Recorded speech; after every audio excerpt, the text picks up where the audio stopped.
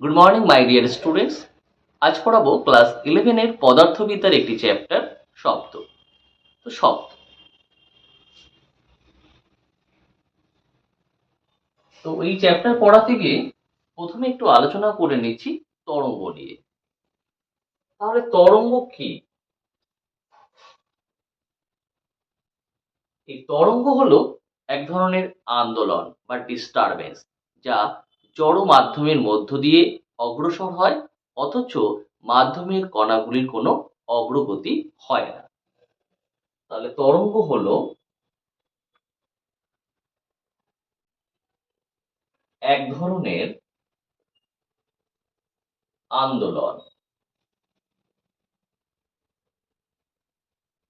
যা জড় মাধ্যমের মধ্য দিয়ে অগ্রসর হয়, অথচ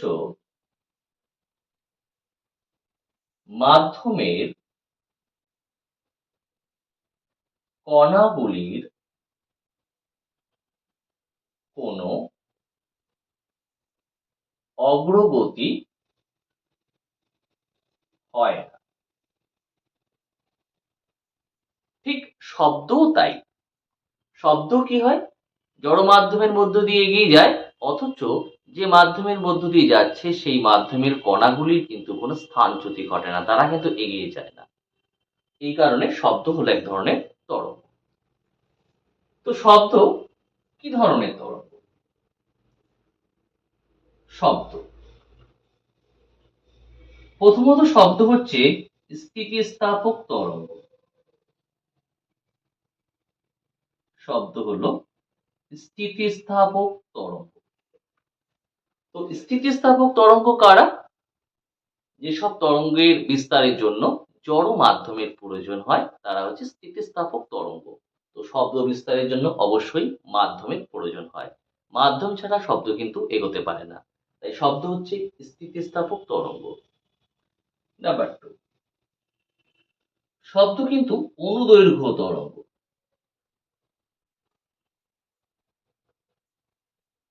অনুদৈর্ঘ্য তরঙ্গ কি? এই যে শব্দ যখন মাধ্যমের মধ্য দিয়ে যাচ্ছে, তখন কি হয়, মাধ্যমের কণাগুলি কোথাও পরস্পর খুব কাছাকাছি চলে আসে, আবার কোথাও পরস্পর থেকে দূরে চলে যায়, কাছে আসে দূরে যায়, কাছে আসে দূরে যায়।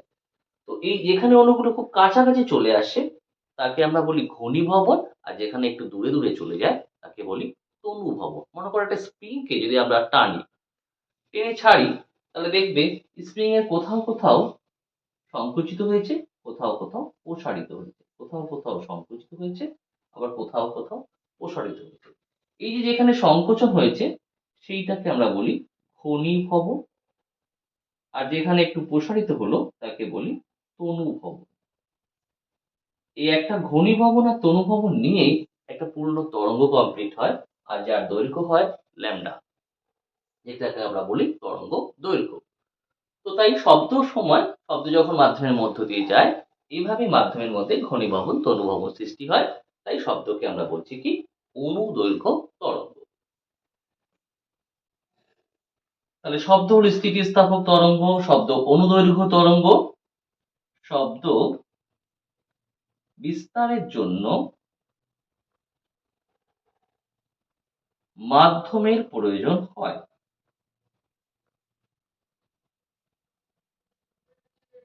মাধ্যমের প্রয়োজন হয়। শব্দের যে উৎস, শব্দের উৎস হচ্ছে কি কোনো কম্পনশীল বস্তু, সেই কম্পনশীল বস্তু থেকেই কিন্তু শব্দ উৎপন্ন হয়। তাহলে শব্দের উৎস হলো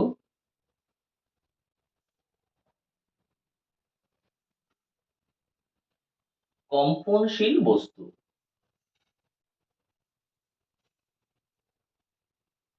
যাকে আমরা সনকও বলে থাকি।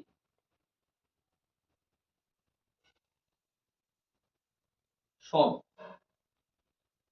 তাহলে শব্দ স্থিতিস্থাপক তরঙ্গ, শব্দ অনুদৈর্ঘ্য তরঙ্গ, শব্দ বিস্তার লাভের জন্য জড় মাধ্যমের প্রয়োজন, শব্দের যে উৎস তাকে আমরা বলছি সনক, আর মানে শব্দের উৎস মানে কোনো কম্পনশীল বস্তু যাকে আমরা বলছি সরণ। এবার আসি শব্দের গতিবেগের উপর বায়ু প্রবাহের প্রভাবে।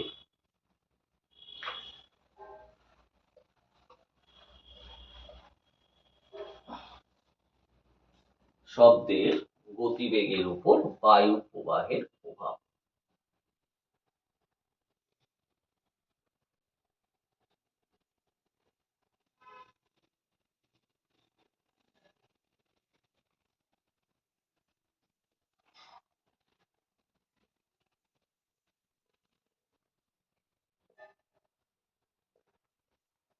শব্দ যেদিকে যাচ্ছে তার সাথে যদি থিটা অ্যাঙ্গেলে বায়ু প্রবাহিত হয়, মনে করো শব্দের অভিমুখ হচ্ছে এদিকে, শব্দের দিকে যাচ্ছে, আর বায়ু প্রবাহের অভিমুখ হচ্ছে এই, এটা বায়ু প্রবাহের দিক, বায়ু প্রবাহের দিক, আর এটা শব্দের যে বেগ বা গতি, শব্দের গতির দিক। শব্দের বেগ ক্যাপিটাল ভি ধরেছি আর বায়ু প্রবাহের বেগ স্মল ভি ধরেছি। মধ্যবর্তী কোণ যদি থিটা হয় তবে শব্দের কার্যকর বেগ হবে, ওটাকে ভি ড্যাশ দিয়ে ধরলাম বা ভি এফেক্টিভ দিয়ে লিখতে পারি, তো ভি ড্যাশই ধরলাম। তো শব্দের কার্যকর বেগ কি হবে? শব্দের প্রকৃত বেগ যেটা কিনা ভি, আর এই শব্দের গতির দিকে বায়ু প্রবাহের উপাংশ, বায়ু প্রবাহের যে বেগ তার একটা উপাংশ। তাহলে এই দিকের উপাংশ কি আসবে? এটা যেহেতু থিটা, তাহলে এই দিকের উপাংশ আসবে কি? V cos theta. শব্দের দিকে ভি এর যে উপাংশ পাবো সেটা হবে ভি কস থিটা। তাহলে শব্দের কার্যকর বেগ হবে শব্দের প্রকৃত বেগ plus small v cos theta. এবার যদি মনে করো যে না, বায়ু প্রবাহ শব্দের অনুকূলে প্রবাহিত হচ্ছে, যখন বায়ু প্রবাহ শব্দের অনুকূলে আছে, অনুকূলে মানে কি? অনুকূলে মানে বোঝায় শব্দ যেদিকে যাচ্ছে বায়ু প্রবাহ সেদিকেই হচ্ছে। তখন আমাদের স্মল থিটা, স্মল নাই, তখন আমাদের থিটা ইকুয়াল টু কত আসবে? 0 ডিগ্রি। তাহলে এখানে যখন আমরা থিটার জায়গায় 0 বসাবো তো cos 0 এর ভ্যালু কত হয়? 1। তখন আমাদের হয়ে যাবে শব্দের কার্যকর বেগ, শব্দের প্রকৃত বেগ প্লাস বায়ু প্রবাহের। এটাই যখন প্রতিকূলে আসবে,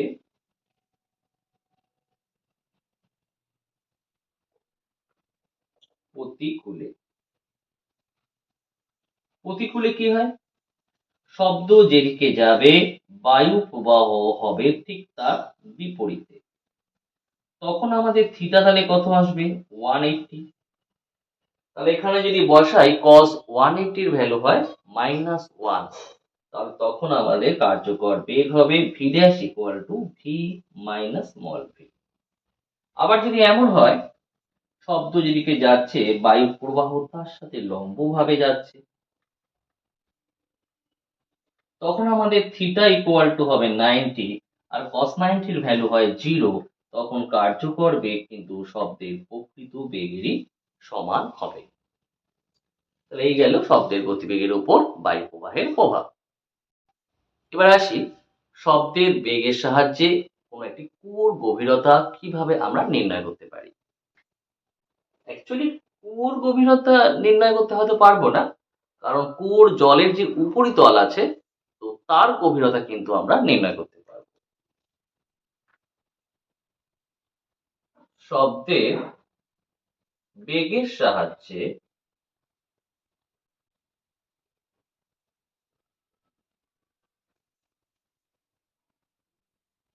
কুয়োর জলের উপরিতলের গভীরতা নির্ণয়।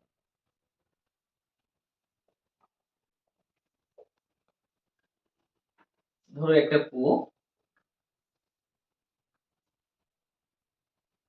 এই অবধি জল আছে, কুয়োর মুখ থেকে এই জলের উপরিতলের গভীরতা h। তো এটা আমরা বার করব। একটা পাথরকে যদি আমরা এখান থেকে ফেলে দিই কুয়োর মুখ থেকে, তাহলে প্রথমে পাথরটা নিচে পড়বে, এই কুয়োর জলের উপরিতলে এসে পড়লো, তাতে কি হবে, শব্দ তৈরি হবে, আর সেই শব্দটা আবার আসবে, সে আমাদের কানে এসে পৌঁছাবে।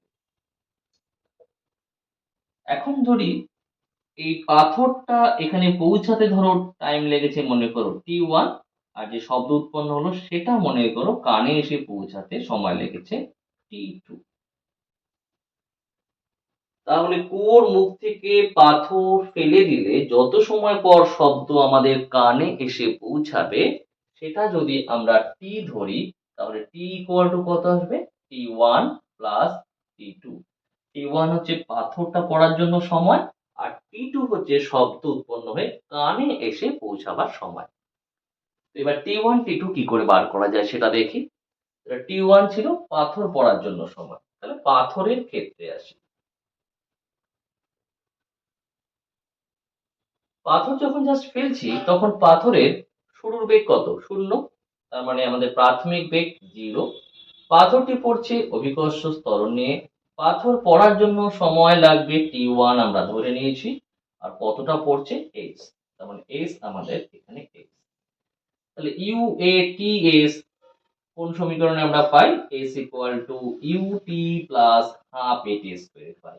তাহলে s equal to ut plus half at square থেকে s তো আমাদের h, u0 তাই এই পোর্শনটা লিখছি না, তাহলে হাফ এর জায়গায় g, t মানে আমার t1 তার স্কয়ার।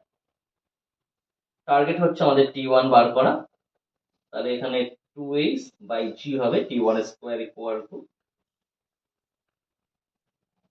তাহলে t1 ইকুয়াল টু আসছে root over 2h by g। এবার আসি পাথরের শব্দের ক্ষেত্রে।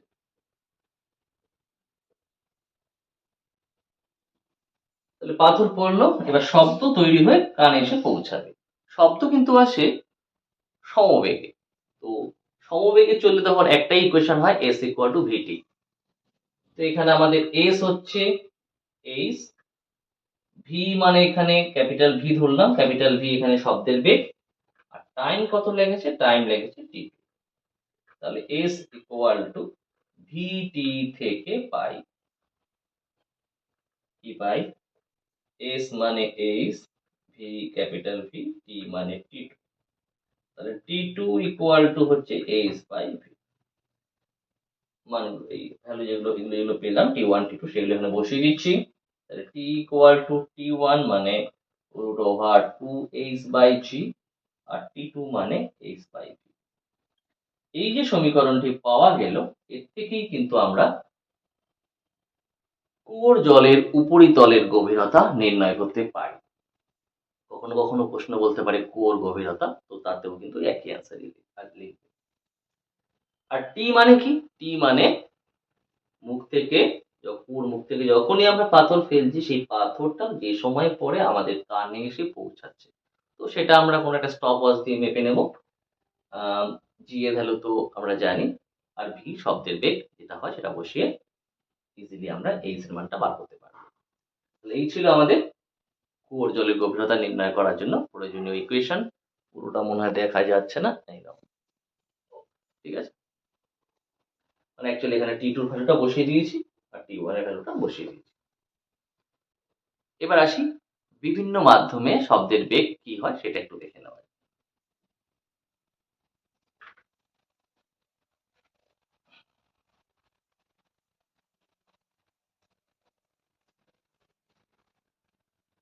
বিজ্ঞানী নিউটন যে কোনো মাধ্যমে শব্দের গতিবেগ নির্ণয়ের একটি সূত্র দিয়েছেন। সূত্রটি হলো এরকম, যে কোনো মাধ্যমে শব্দের গতিবেগ c equal to root over e by rho. এখানে শব্দের গতিবেগ c দিয়ে ডিনোট করা হয়েছে, v দিয়েও ডিনোট করা যেতে পারে। তো v কে এড়ানো হয়েছে এই কারণে যে আয়তন ওটা অনেক সময় ক্যাপিটাল ভি দিয়ে ডিনোট করা হয়, তার সাথে মিলিয়ে যেন না যায় তার জন্য। সেখানে তুমি সিও ইউজ করতে পারো, ভিও ইউজ করতে পারো, কারণ একটু আগে আমি শব্দের বেগ কিন্তু ক্যাপিটাল ভি ধরেছিলাম, তো এখানে ক্যাপিটাল ভি যদি আবার লিখি, সে কোনো কোনো জায়গায় আয়তনের সময় সেই ক্যাপিটাল ভি মিলে যেতে পারে। তো স্মল ভি সেখানে ইউজ করতে পারি, তাহলে সি ইউজ করতে পারি, স্মল ভিও ইউজ করতে পারি। ক্যাপিটাল ভি না লেখাই বেটার এখানে, কারণ ক্যাপিটাল ভি আয়তন বোঝাতে ব্যবহৃত হবে।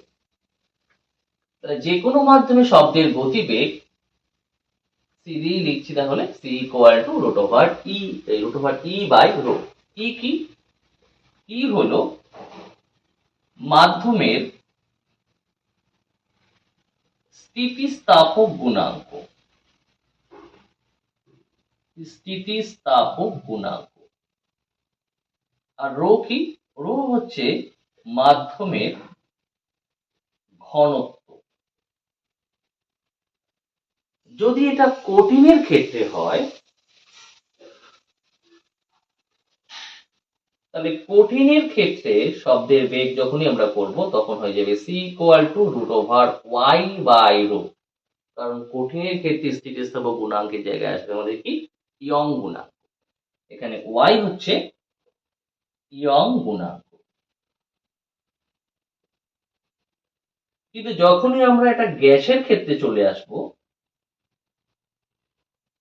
গ্যাসের ক্ষেত্রে তো আর ইয়ং গুণাঙ্ক হয় না। গ্যাসের ক্ষেত্রে স্থিতিস্থাপক গুণাঙ্ক বলতে বোঝায় আয়তন বিকৃতি গুণাঙ্ক।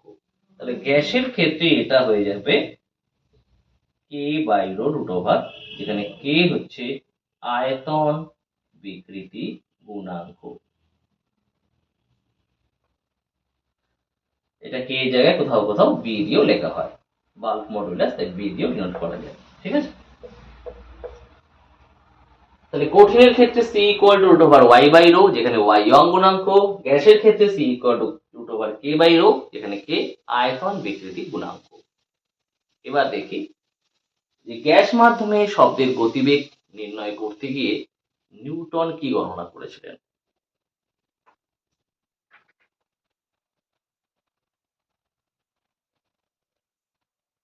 তো এই কোয়েশ্চেনটি এখানে খুব ইম্পর্টেন্ট কোয়েশ্চেন। কোয়েশ্চেনটি আমি লিখছি,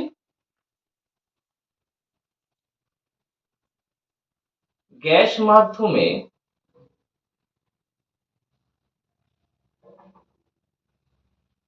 শব্দের গতিবেগ সংক্রান্ত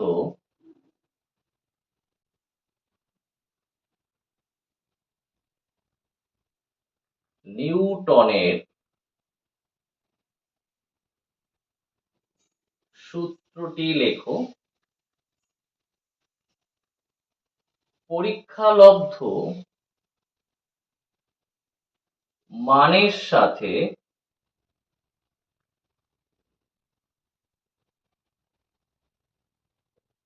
সূত্রটি মেলে না কেন? কিভাবে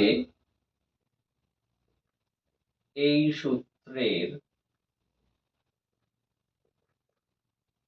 সংশোধন করা হয়?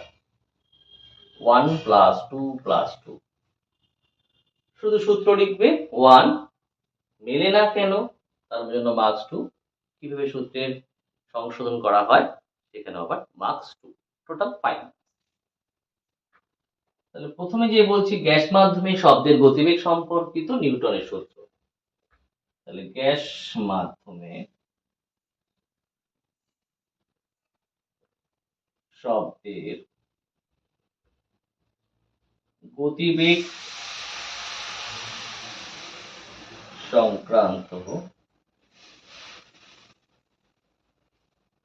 নিউটনের সূত্র, যেটা সূত্রটি হলো C equal to root over K by rho. সূত্রে কোনো প্রবলেম হয়নি, কিন্তু প্রবলেম হয়েছে নিউটনের গণনাতে। তো মার্কস 1 এর অ্যান্সার লিখলাম এটা ফার্স্ট পার্টে। সেকেন্ড পার্টে যে কোয়েশ্চেন সেটার জন্য করছি নিউটনের গণনা।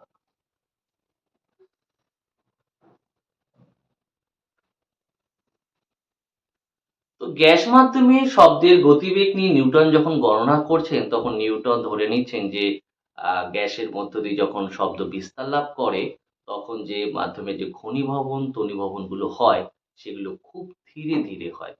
আর এই ঘনীভবন তনুভবন খুব ধীরে ধীরে হয় বলে উষ্ণতার কোনো হ্রাস বৃদ্ধি হয় না, অর্থাৎ টোটাল সিস্টেমটা হয় সমুষ্ণ প্রক্রিয়ায়।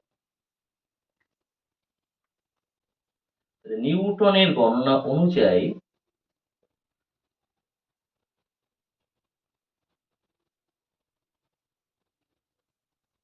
গ্যাস মাধ্যমে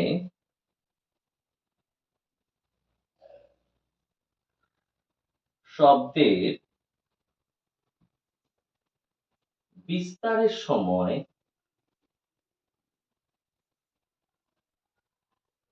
ঘনীভবন ও তনুভবন খুব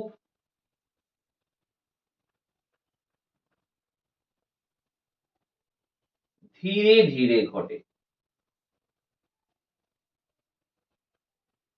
ফলে উষ্ণতার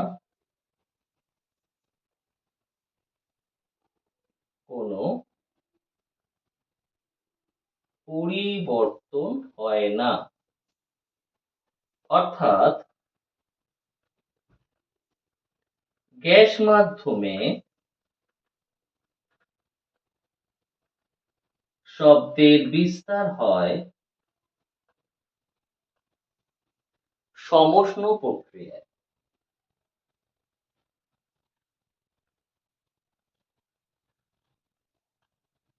আর সমষ্ণ প্রক্রিয়ার ক্ষেত্রে কি হয়, উষ্ণতা যেহেতু কনস্ট্যান্ট, তার মানে এখানে বয়েলের সূত্র মেনে চলে, আর বয়েলের সূত্র অনুযায়ী কি হয়, চাপ ও আয়তনের গুণফল ধ্রুবক হয়।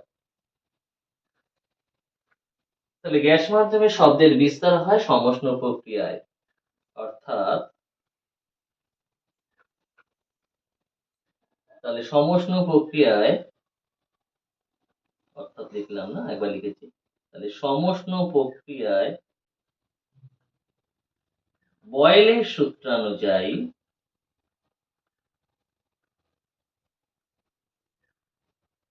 চাপ ও আয়তনের সম্পর্ক হলো, এখানে গ্যাসের চাপ ও আয়তনের কথা বলা হয়েছে, সম্পর্ক হলো পিভি ইকুয়াল টু ধ্রুবক।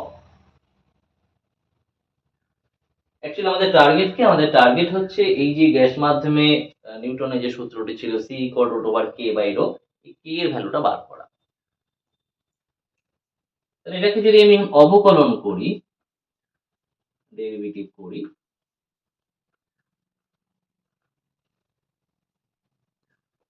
কোয়েশ্চেনটাকে একটু মুছে দিচ্ছি তাহলে, হ্যাঁ তোমরা একটু কোয়েশ্চেনটা টুকে নিও।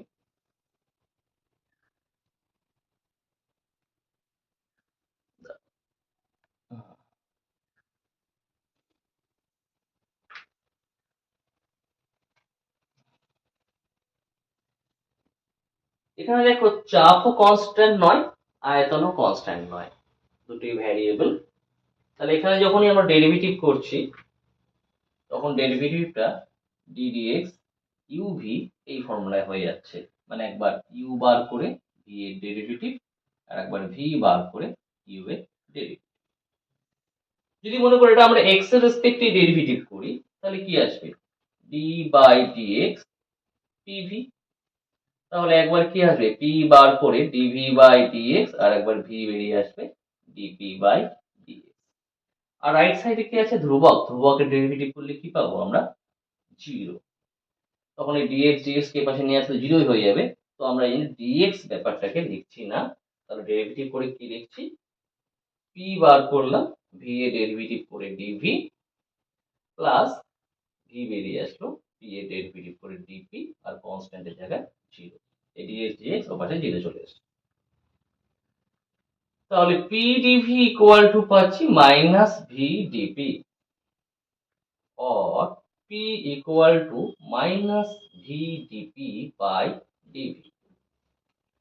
এই minus V DP by DV equal to কি হয়, স্থিতিস্থাপকতা চ্যাপ্টারে আমরা দেখব যে গ্যাসের বলে না, আয়তন বিকৃতি গুণাঙ্ক কি ইকুয়াল টু হয় minus V DP by DV.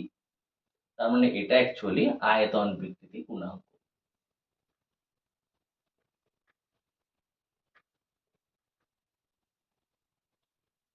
আয়তন বিকৃতি গুণাঙ্ক। তার মানে আমরা পেয়ে গেলাম পি ইকুয়াল টু কে, বা বলতে পারি কে ইকুয়াল টু পি। তাহলে নিউটন যে সূত্র দিয়েছিলেন সেখানে ছিল C equal to root over K by rho, আর তার গণনা অনুসারে কে এসছে পি এর সমান। তার মানে নিউটনের গণনায় আমাদের যেটা পাবো, তাহলে কে এর জায়গায় আবার পি লিখতে পারবো। সুতরাং গ্যাস মাধ্যমে শব্দের গতিবেগ সি ইকুয়াল টু, তাহলে কে মানে কি শিখলাম পি, তাহলে পি বাই রো, নিউটনের মতে কিন্তু। হ্যাঁ, পি এর ভ্যালু হয় মানে প্রমাণ বায়ুমণ্ডলের চাপ যেটা, সেটা 76 সেমি এইচজি, মানে 76 সেন্টিমিটার পারদস্তম্ভের চাপ। আর 76 সেমি এইচজি মানে 76 ইন্টু 13.6 ইন্টু 980। অ্যাকচুয়ালি চাপের আমাদের যে রাশিমালা সেটা কি হয়, P equal to H rho G. H মানে গভীরতা, রো ঘনত্ব, জি অভিকর্ষ ত্বরণ। তো প্রমাণ বায়ুমণ্ডলীয় চাপ হয় 76 সেমি পারদস্তম্ভের চাপ, তাহলে এইচ এর জায়গায় এসছে 76, রো মানে এখানে পারদের ঘনত্ব আসবে 13.6, আর জি 980। আর রো মানে এখানে বায়ুর ঘনত্ব, তাহলে বায়ুর ঘনত্ব রো ইকুয়াল টু, তাহলে কি আসবে 0.001293 গ্রাম পার সেমি কিউব। এটা রো মুছে দিচ্ছি। এই ভ্যালুগুলো যখন বসানো হচ্ছে 76 ইন্টু 13.6 ইন্টু 980 বাই 0.001293, এটা অ্যাপ্রক্স 28,000 কাছাকাছি আসে। কিন্তু এটা তো সব সিজিএসি করেছিলাম, তাই এককটা আসবে সেমি পার সেকেন্ড। তো এটাকে যদি আমি মিটার পার সেকেন্ডে কনভার্ট করি তাহলে আসছে আমাদের 280 মিটার পার সেকেন্ড। কিন্তু ন্যাচারালি আমরা সাউন্ডের ভেলোসিটি জানি কি, শব্দের যে বেগ সেটা হয় 330, 32 বা কোথাও কোথাও 40ও থাকে। তার সাথে তো ম্যাচ করছে না, এখানে আছে 280। তার মানে এটা আমাদের যে রিয়েল যে ভ্যালুটা হয় তার থেকে অনেকটাই কম। তো এই কারণে আমরা নিউটনের সূত্রটাকে ঠিকঠাক মেনে নিতে পারলাম না, যে না, এটা গণনাটা ঠিক ছিল না।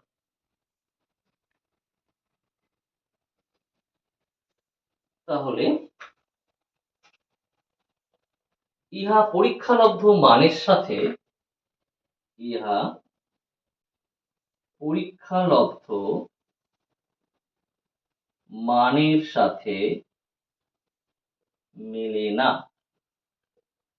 তাই বলা যেতে পারে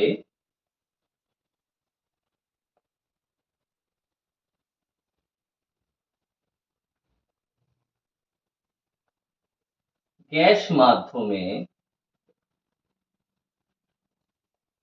শব্দের গতিবেগ সংক্রান্ত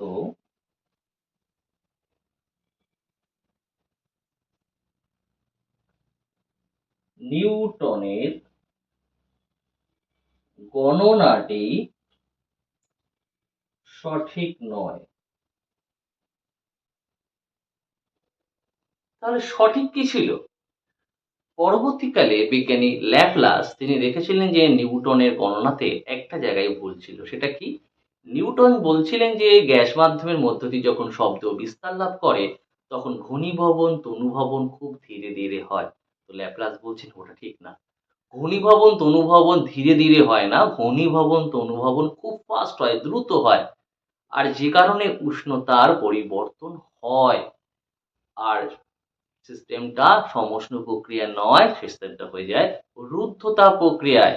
আর রুদ্ধতাপ প্রক্রিয়ায় চাপ ও আয়তনের মধ্যে সম্পর্ক পিভি ইকুয়াল টু কনস্ট্যান্ট হয় না, সেখানে হয় PV to the power gamma equal to constant. Gamma মানে গ্যাসে দুরকম আপেক্ষিক তাপ থাকে তার অনুপাত। দুরকম আপেক্ষিক তাপ মানে একটা থাকে স্থির চাপে আর একটা থাকে স্থির আয়তনে। ওই স্থির চাপে আপেক্ষিক তাপ ও স্থির আয়তনে আপেক্ষিক তাপের অনুপাতকে বলা হয় গামা।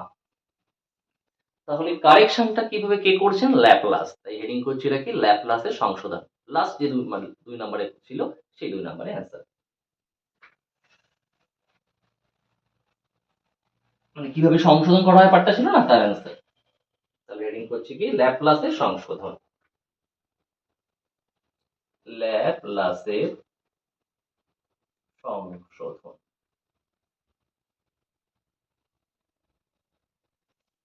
ল্যাপ্লাসের মতে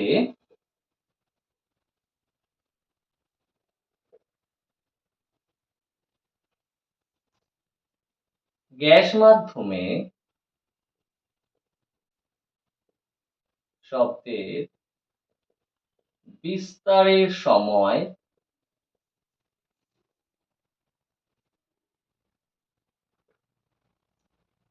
ঘনীভবন ও তনুভবন খুব দ্রুত হয়। অর্থাৎ গ্যাস মাধ্যমে শব্দের বিস্তার হয়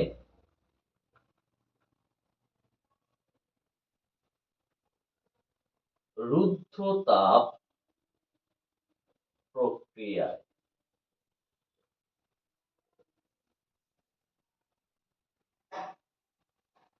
এখন রুদ্ধতাপ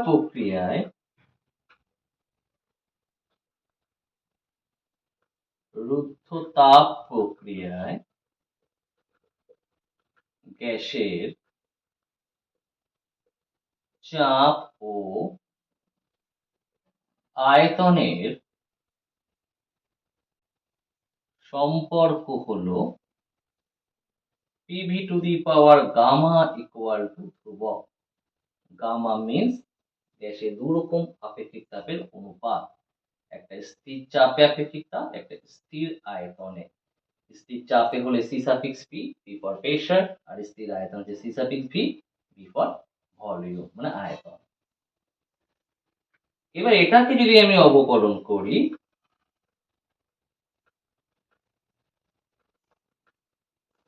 তাহলে কি পাবো, আবার আগে দেখাচ্ছি। ধরো P V to the power gamma, এটাকে আমি এক্স এর রেসপেক্টে ডেরিভেটিভ করছি। তো পি বেরিয়ে আসলো D by D X V to the power, then V to the power gamma বেরিয়ে আসলো ডিপি বাই ডিএক্স।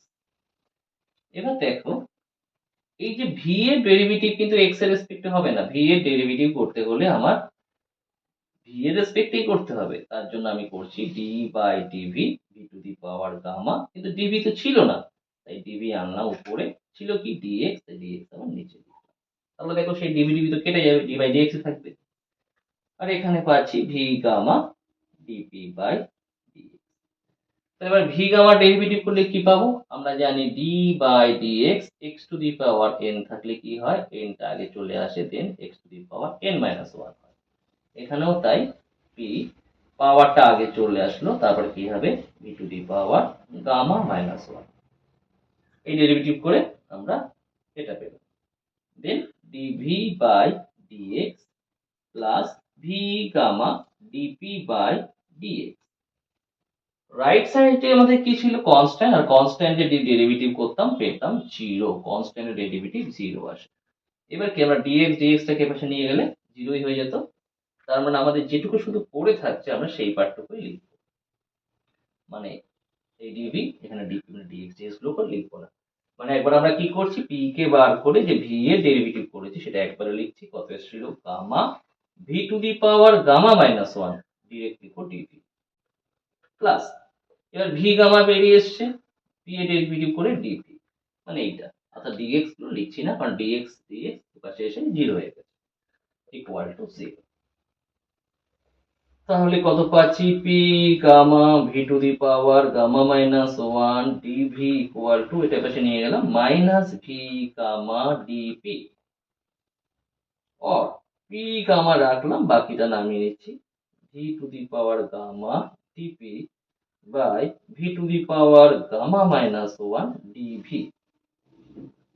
এখানে দেখো ভি গামা, এটা আছে ভি গামা মাইনাস ওয়ান। এই ভি গামা মাইনাস ওয়ান মানে বোঝায় ভি গামা বাই ভি। দেখো এইভাবে V to the power gamma minus one মানে বোঝায় ভি গামা বাই ভি, তাহলে এটা আসবে না। কারণ এখানকার পাওয়ার কিছু নেই মানে 1, তাহলে এটা বাই এটা করলে কি আসবে, পাওয়ার গামা মাইনাস 1। তো V to the power gamma minus 1 কে আমি এভাবে লিখছি ভি গামা বাই ভি।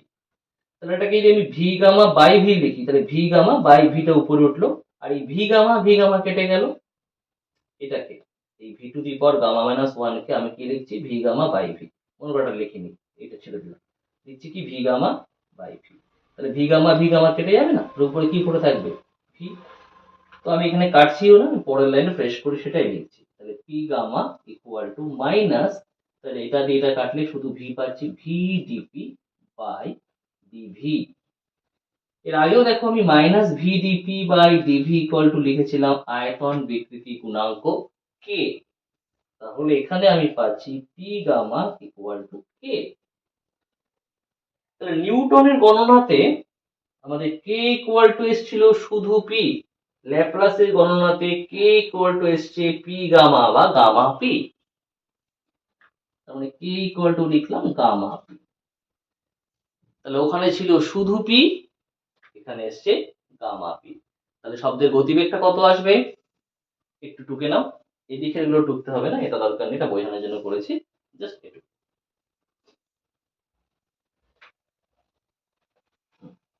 বা স্ক্রিনশট নিয়ে নিতে পারো।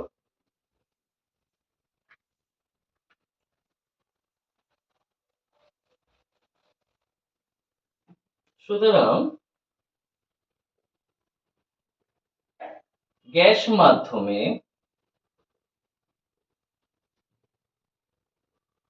শব্দের গতিবেগ সি ইকুয়াল টু, নিউটনের প্রথম সূত্র ছিল কে বাই রো, আর এখন কে এর ভ্যালু এসছে গামা পি, তাহলে লিখবো গামা পি বাই রো। এই গামার ভ্যালু হয় 1.4, আর বাকি পি রো এর ভ্যালু তো আগেবারই বলেছি, তাহলে সেগুলো বসিয়ে দিই। 1.4 পি মানে 76 ইন্টু 13.6 ইন্টু 980, আর রো এর ভ্যালু ছিল 0.001293। এটা মোটামুটি ভাবে আসবে 33,117 কাছাকাছি, এরকম একটা ভ্যালু আসবে। তাহলে 33,117 সেমি। তাহলে এটাকে যদি আমি মিটারে কনভার্ট করি তাহলে দুঘর আগে পয়েন্ট 331.17, ওই 300, হ্যাঁ 331ই লিখে দিলাম, 331 মিটার বা 331.17 না দিয়ে এরকম করে দিচ্ছি 331, 17 না দিয়ে 2 দিয়ে দিলাম, 331 হয়নি, 331.2 মিটার পার সেকেন্ড। মানে এটা কি আমাদের পরীক্ষালব্ধ যে মান তার সাথে অনেকটাই মেলে, কারণ পরীক্ষালব্ধ মান কি বললাম 330ও হয়, 332ও হয়, 340ও কোথাও কোথাও বইতে লেখা থাকে, তো তার সাথে অনেকটাই মিলে গেছে। অর্থাৎ গ্যাস মাধ্যমে শব্দের গতিবেগ সংক্রান্ত ল্যাপ্লাসের গণনাটা হচ্ছে সঠিক। ইহা পরীক্ষালব্ধ মানের সাথে অনেকটাই মেলে, তাই বলা যেতে পারে গ্যাস মাধ্যমে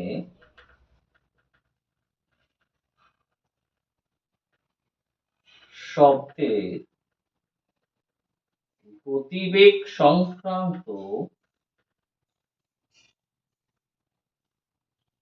ল্যাপ্লাসের গণনাটি সঠিক। তাহলে আমাদের পুরো 5 নম্বরের কোয়েশ্চেনের অ্যান্সারটা কমপ্লিট হলো। এবার একটু অন্য আলোচনায় যাচ্ছি, মানে আমাদের 5-এর অ্যান্সারটা শেষ হয়ে গেছে।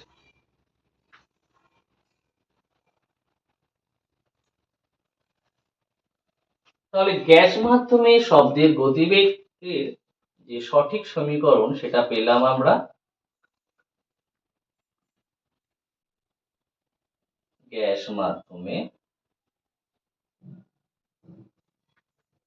শব্দের গতিবেগ সি ইকুয়াল টু শিখলাম root over gamma P by rho. যদি আমি উপরে নিচে ভি দিয়ে মাল্টিপ্লাই করি, তাহলে কি পাচ্ছি, gamma PV by rho V. এখন আমরা জানি পিভি ইকুয়াল টু হয় এন আর টি, আর এটা কি দিয়েছি, ঘনত্ব ইন্টু আয়তন। ঘনত্ব ইন্টু আয়তন করলে হয় ভর। তাহলে এবার আবার আসি, গামা আর টি, এই এন কে আমি ভরের নিচে লিখছি, এম বাই এন। এখানে এন কি ছিল, এন ছিল মোল সংখ্যা। এই ভরকে যখনই মোল সংখ্যা দিয়ে ডিভাইড করা হয় তখন পাওয়া যায় আণবিক ভর, অর্থাৎ পাচ্ছি কত, gamma R T by M, M equal to গ্যাসের আণবিক ভর।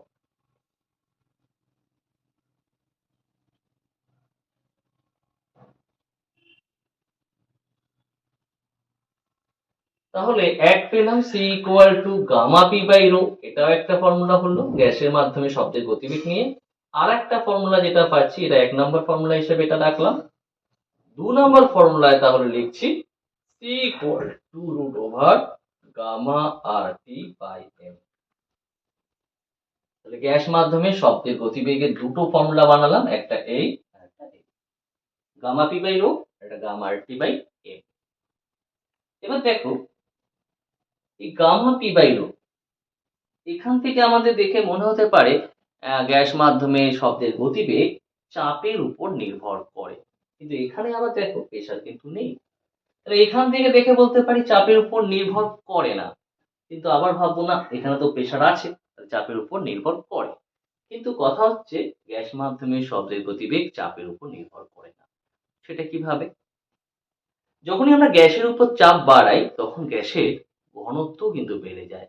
তো চাপ বাড়ালে ঘনত্ব এমন ভাবে বাড়ে যে পি বাই রো এই অনুপাতটা ধ্রুবক থেকে যায়। মানে কিরকম, মনে করো আমি প্রেসার আগে ডাবল করে দিয়েছি, দেখা গেছে ঘনত্ব ডবল হয়ে গেছে। তাহলে প্রেসার ডবল হয়ে গেছে মানে 2p, ঘনত্ব ডবল হয়ে গেছে মানে 2 রো, তা 2 তো কেটেই গেল, সেই পি বাই রোই থাকছে। তো এই কারণে গ্যাস মাধ্যমে শব্দের গতিবেগ চাপের উপর নির্ভর করে না। দুটো ভাবে বলতে পারি, এক এই সমীকরণ দিয়ে বলতে পারি, আর যদি এই সমীকরণ দিয়ে বলি তাহলে কি বলবো, যে চাপের পরিবর্তনে পি বাই রো অনুপাতটি কিন্তু ধ্রুবক থাকে, সেই কারণে গ্যাস মাধ্যমে শব্দের গতিবেগ চাপের উপর নির্ভর করে না।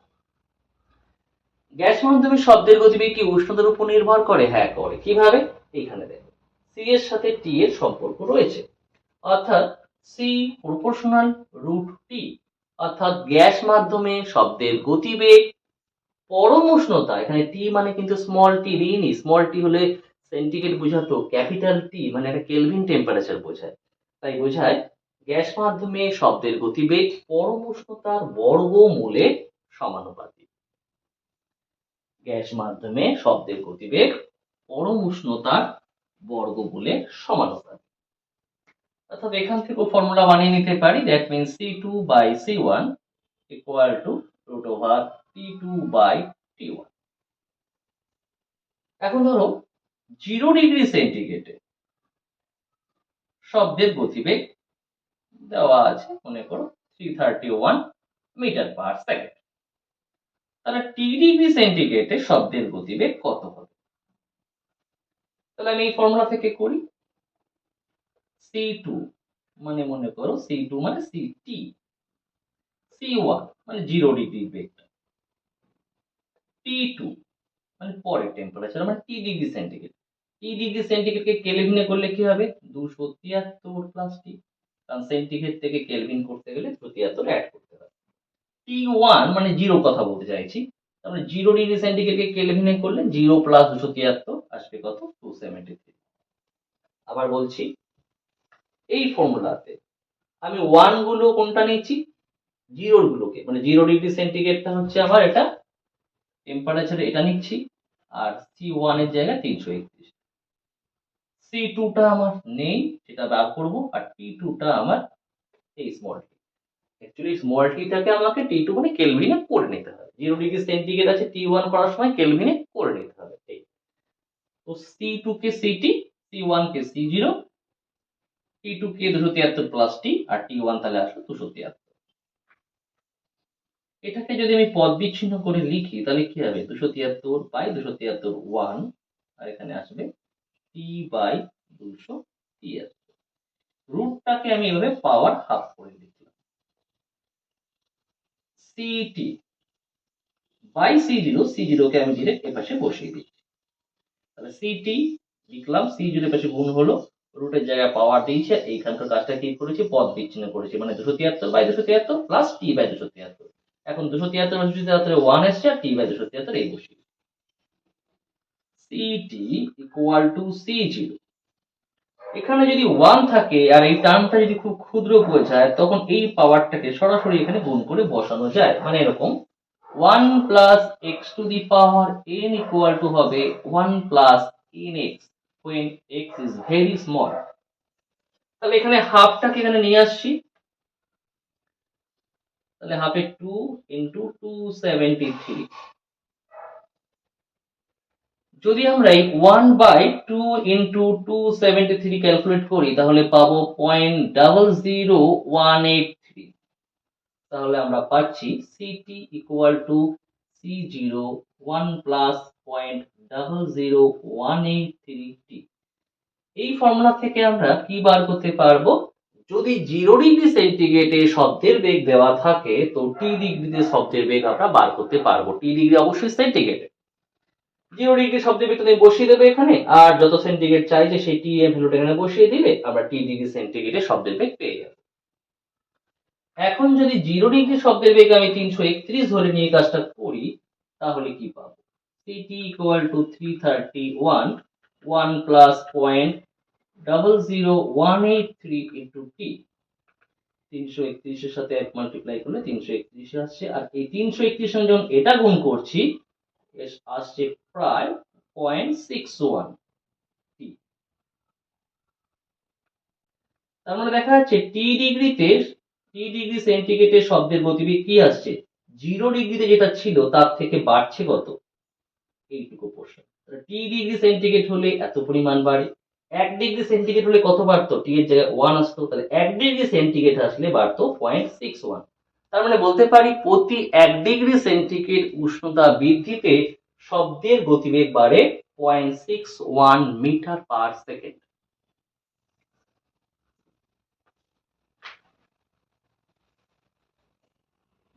এখান থেকে কি বলতে পারি, প্রতি 1 ডিগ্রি সেন্টিগ্রেড উষ্ণতা বৃদ্ধিতে শব্দের গতিবেগ 0.61 মিটার পার সেকেন্ড বৃদ্ধি পায়। তাহলে চাপে দেখলাম যে শব্দের গতিবেগ চাপের উপর নির্ভর করে না, উষ্ণতার উপর কিভাবে নির্ভর করে সেটাও দেখলাম। এবার আসি ঘনত্বের প্রভাব, যে শব্দের গতিবেগ কি ঘনত্বের উপর নির্ভর করে, অবশ্যই করে, কারণ আমাদের c equal to root over gamma P by rho, এখান থেকেই পাচ্ছি c কিন্তু শব্দের গতিবেগ ঘনত্বের উপর নির্ভর করে। কিভাবে, ঘনত্বের বর্গমূলের ব্যস্তানুপাতিক হয়। তাহলে ঘনত্বের উপর নির্ভর করলো। এবার আসি আর্দ্রতার প্রভাব, আর্দ্র বায়ু আর শুষ্ক বায়ু। তো শুষ্ক বায়ুর থেকে আর্দ্র বায়ুর ঘনত্ব কম হয়, শুষ্ক বায়ুর ঘনত্ব বেশি হয়। এবার যেহেতু শুষ্ক বায়ুর ঘনত্ব বেশি আর ঘনত্বের সাথে চাপের সম্পর্ক তো বর্গমূলের ব্যস্তানুপাতিক, তাই শুষ্ক বায়ুর যেহেতু ঘনত্ব বেশি তাই শুষ্ক বায়ুতে শব্দের গতিবেগ কম হয়। আর্দ্র বায়ুর যেহেতু ঘনত্ব কম তাই আর্দ্র বায়ুতে শব্দের গতিবেগ বেশি হয়, কারণ ঘনত্বের সাথে ব্যস্তানুপাতিক সম্পর্কিত।